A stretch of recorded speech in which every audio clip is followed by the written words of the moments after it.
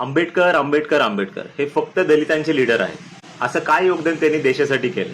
तर हे वाक्य सतत आपण लहानपणापासून ऐकत आलेलो. तर चला मग अशांना आता परत उत्तर देण्याची वेळ आलेली आहे. तर तुम्ही आणि मी आज देशातल्या कोणत्या पण पॉलिटिकल पार्टीवर जेव्हा टीका करतो आणि भारत सरकारवरही, तर त्याचा अधिकार आपल्याला आर्टिकल 19 हे फ्रीडम ऑफ स्पीच याद्वारे मिळतं. आणि ते कोणामुळे शक्य झालं? तर डॉक्टर बाबासाहेब आंबेडकरांमुळे. आज तुमच्यावर किंवा माझ्यावरती जो अन्याय होतो आणि त्या अन्यायाशी लढा द्यायसाठी जो बेसिक कॉन्फिडन्स आपल्याला येतो आणि आपण सुप्रीम कोर्टात जातो किंवा हाय कोर्टात जातो, तर तिथपर्यंत जाण्याचा अधिकार हे आपल्याला article 32 rights to the remedies यामुळे येतो.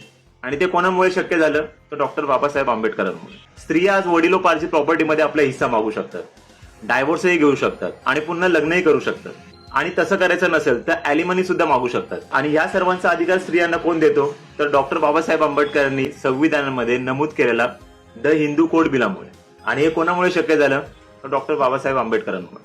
तुम्हाला आज कदाचित माहिती नसेल की जगामध्ये पूर्वी स्त्रियांना मतदान करण्याचा अधिकार नव्हता. पोर्चुगल, स्वित्झर्लंड किंवा ऑस्ट्रेलिया या देशांमध्ये स्त्रियांना मतदान करण्याचा अधिकार हा 1960 आणि 70s मध्ये मिळाला. आणि तोच भारतीय स्त्रियांना तो 1950 मध्ये मिळाला.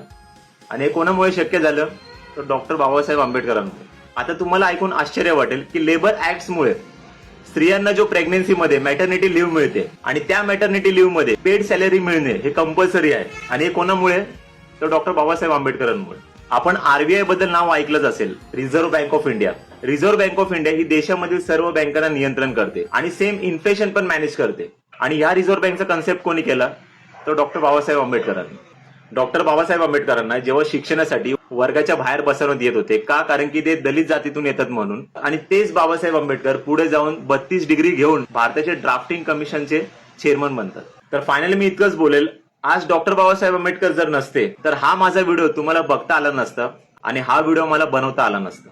तर समाजामध्ये आजही काही विकृत बुद्धीच्या लोकांना मी इतकं सांगू इच्छितो, तर डॉक्टर बाबासाहेब आंबेडकरांचं योगदान हे भारत देशासाठी फक्त बहुजनांसाठी नव्हतं, तर सर्व वर्गांसाठी होतं. जय भीम.